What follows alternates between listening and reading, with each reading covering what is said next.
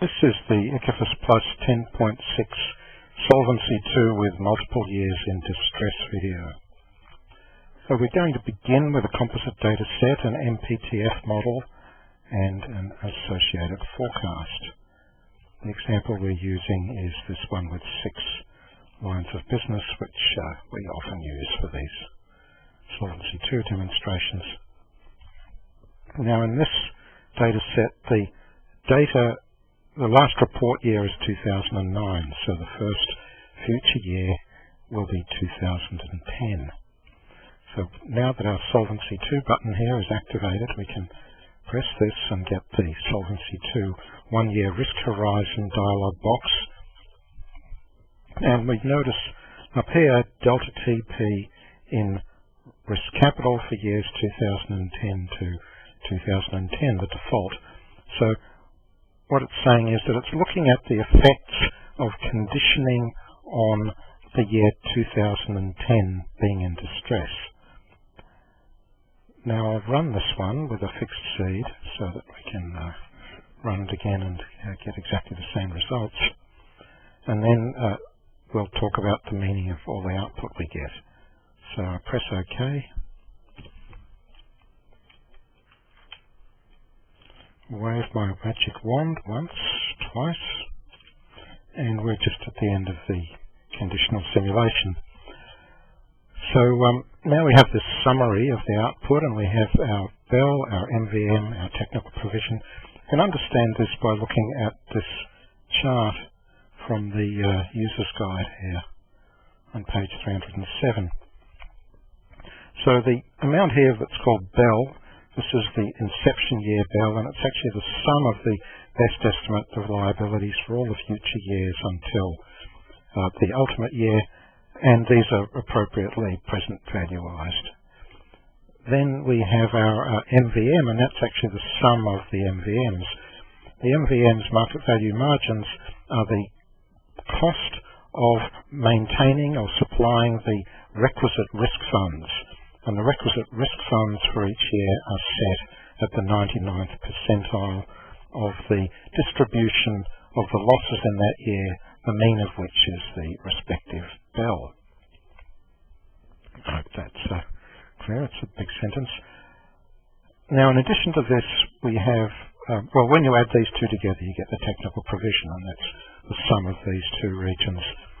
We also have our Solvency Capital Requirement, SCR, and that consists in this case of the VAR1, which is the associated risk fund, with BEL1. So that's for our current year, in this case 2010. We have our mean estimate of what the losses are, and we have our 99th percentile of the distribution of those losses, which gives us the mandated risk fund that we need. In addition to that, we also have what we call delta TP, which here is the sum of all of these pasteurized, slightly faded areas, and these are all of the adjustments that need to be made in the future MVMs and the future BELs if the contingency that the current year, the year about to begin, 2010, turns out to actually have losses that come in at the 99.5th percentile. If that contingency occurs, then all the models for future years will be slightly adjusted. We'll know a little bit more about the operative parameters, and so the BELs and MV and the VARs will all be changed, and through the change in the VARs, the MVMs will all be changed, and that the sum of all of the amounts needed to rebalance those changes is an amount that we consider that you need at inception if you're truly going to be able to rebalance your books for year beginning at year 2000, beginning of year 2011, if it does in fact turn out that year 2010 is in distress. Now, with multiple years in distress, what we consider is that in that simple paradigm, we still think of the person at the beginning of 2011, this is year 2 in this, as dealing with, as not taking the same, not making the same consideration in their own accounts. So they're simply looking at their own bell, all the future bells, their MVM, all the future MVMs, and adding those together. However, if we do put ourselves in the shoes of this person at the beginning of year 2, we have to extend to them the same Solvency II situation as we're in, and so we have to consider that they're also saying to themselves, what if year 2, in this case, this example 2011, also turns out to be in distress? Well, in that case, from this perspective, there'll be adjustments, a delta TP that's made on the year 2 balance sheet to take into account the adjustments in years 3, 4, 5, 6, conditioned on year 2 being in distress. So those adjustments are the ones that we set up in the Solvency II setup dialog by pressing this up arrow and increasing the number of years. So we consider how many years we're going to extend the requirement that they're going to have to make some kind of Solvency II adjustment as well. They're going to have to consider what happens if the immediate year that they're facing is in distress, and what effect will that have on future years. Now, much of the time these adjustments are not huge, and so it's a reasonable thing to consider. We're doing it on the basis of the same conditional distribution that we use or the same joint distribution that we use when we do our 1 year. So now I'm going to cancel this and redo. I'm going to do 4 of these, one with 1 year in distress, one with 2 future years in distress, one with 3, and one with 4, so we can compare the results and see what the relationship between them is. And I'm going to do this with my magic wand, so it'll all be on the screen very shortly. Okay, here we are. So I've just waved my magic wand and I've done 4 different Solvency II calculations. This one here called Good 1 is the same one as we just witnessed, which is 1 year in distress. If you have a good memory for figures, you'll recognise all of these numbers. Same numbers as were in our summary. And this one here, Good 2, has 2 years in distress. You can actually still see it here. So here the delta TP and RC for years 2010 to 2011, and I've used the same fixed seed. As long as I use the same fixed seed, the earlier calculations, the calculations we do when we do 1 year in distress, will in fact be identical. So even though when we do 2 years in distress we do more conditioning and more simulations, the first batch of simulations, which are the ones used to compute the first year in distress, are identical. So we can compare results in a more accurate way. So that's Good 2. Good 3 here has 3 years in distress. So there the final year is 2012, and Good 4 has 4 years in distress. So what do we see are different here? We can see that the bells are all exactly the same, again, as you would expect. The best estimate of liabilities, we're using the same distributions in each case for all the future years. We're working out what their mean loss is, present valuising it, adding them all together, and that's our bell. Where there is a change is in the MVM, and this is the total cost of financing all of the risk funds that are going to be needed for future years. But with multiple years in distress, the risk funds, years 2, 3 and 4 and so on out, are slightly larger than they were before, since they also need to take the respective delta TPs. They have somewhat extra requirements placed on them because they're considering conditioning on future years, their own next year being in distress. However, the changes in this particular case are not very great. So here the MVM is 12.3 million, here it's 13.3 million. Here with 3 years in distress, it's 14.2 million. Here it's 15.6 million. It's going up by roughly $1 million and a bit each year, but that's somewhat less than 10% each time. So that's the effect of those. We don't see any effect here. VAR for 2010, of course, is entirely unaffected, and the delta TP relative to 2010 is also unaffected, since it's based on the same calculations. So in this chart we see the only real difference is in the MVM. Now, to trace this change further, we'll see it if we look at Solvency II grid first. So let's look at this particular case here. And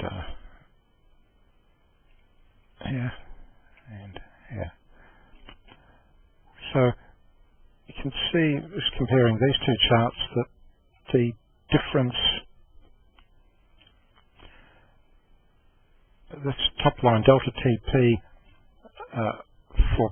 based on calendar year 2010 remains exactly the same, but now we have a delta TP based on calendar year 2011. Here we have a delta TP based on 2011, 2012. So these are this change here is the amount that the person at the beginning of 2011 needs as extra technical provision.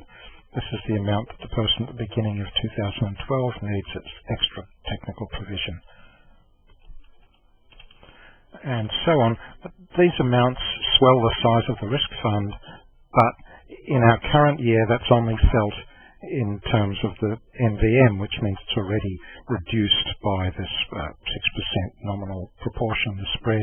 So the effects are not as great as one might fear.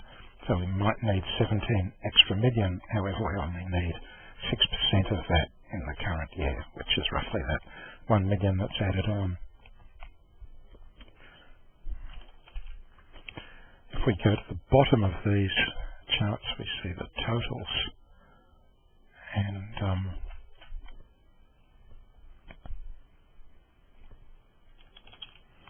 and well, the change here just shows up in the MVM component, which is these numbers already multiplied by 6%. So we can see the same here, and these are the same changes in MVM that we saw in the first chart. Now, to be a little more detailed, let's move to the next table here, the delta Bell delta MVM.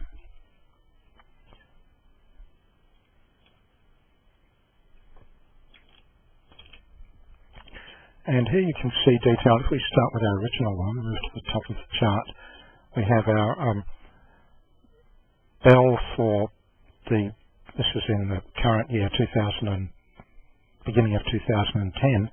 So we have our estimate of liabilities for all the future years, cost of the risk fund for all those future years.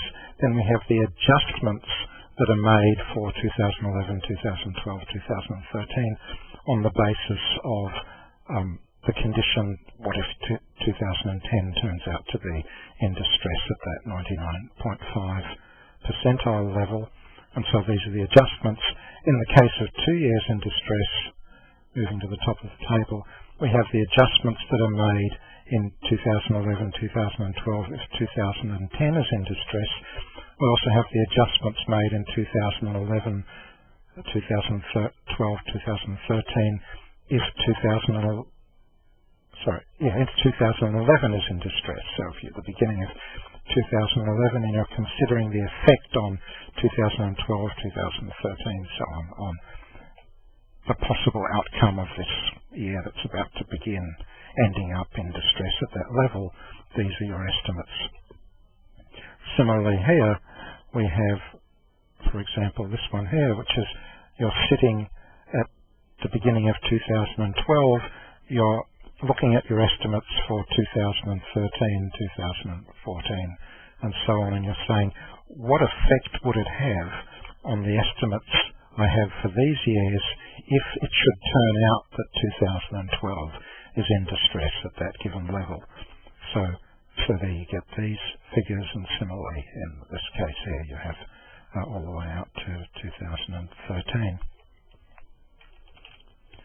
And when these figures are added up, if you move to the bottom of these tables again, you've got this 18 million, 17 million, 17, 524, which we saw before. These are the delta. These are the delta bells and the delta MVMs. When you add these two together, you get your respective delta TPs, and these sums are the changes in the risk fund that you're going to need as seen in those future years, and which we account for in the current year by a change in MVM. So there it is in the last table. So to trace this through, let's take these two figures here, 24913 3342. If we add these two together, the number we get appears in this table. Here is the 28255. So this is the delta TP resulting from 2013 being in distress. When this number is multiplied by 6%, we get this number here. Or correction, when this 37333, which is the sum of the VAR and the respective delta TP, is multiplied by the 6%, but also present valuized, reduced by the risk-free rate, we get this 1915. Now this compares to the figure that we had here for 2013, which was 466. Since in this case we weren't taking into account any extra effects produced by the consideration of 2013 being in distress. So the difference between those two figures, which is about 1,400, 1.4 million, is the increase in risk capital between taking 3 years in distress and 4 years in distress. In other words, the augmentation, that's the difference between these two numbers, the 14,224 and the 15,673. That's the extra amount that you need to take care of the fact that you're now considering from 2013's point of view that it carries out a Solvency II calculation at the beginning of 2013 and augments its SCR in order to take account of the changes in the years beyond 2013.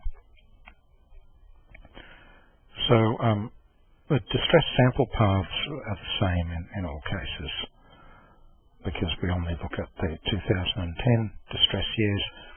The all conditional Bell and VAR tables do, however, change simply to reflect the conditioning as we saw it before. So in this case here, we're looking at the conditional VAR based on 1 year in distress, so we only have 2011, 2012, and so we can compare. The previous VAR was unconditional, was 13,851,000. When you condition on 2010 being in distress, it comes to 14,126,000. Now exactly the same figure occurs in this table because this column represents the effect of 2010 being in distress. This column here represents the effect of 2011 being in distress. but without also assuming that 2010, simply 2010 is as normal and then 2011 turns out to be in distress. What does that do to the 2012 figure? Well, it was previously 13,851,000. When we conditioned on 2010 being in distress, it went up. But when we conditioned on 2011 being in distress, it actually, well, it's a little bit higher than this, but it's lower than this, because this far out, where some of the parameter uncertainty is reduced, and as the parameter uncertainty reduces, the estimates, especially things like VAR, but also the means also reduce. In this case, you can see the means are going up fairly consistently. Here they go up and then go down because of the effect on VAR of the reduction in parameter uncertainty. Okay, well, that's a basic summary of what you find in the Solvency II with multiple years in distress.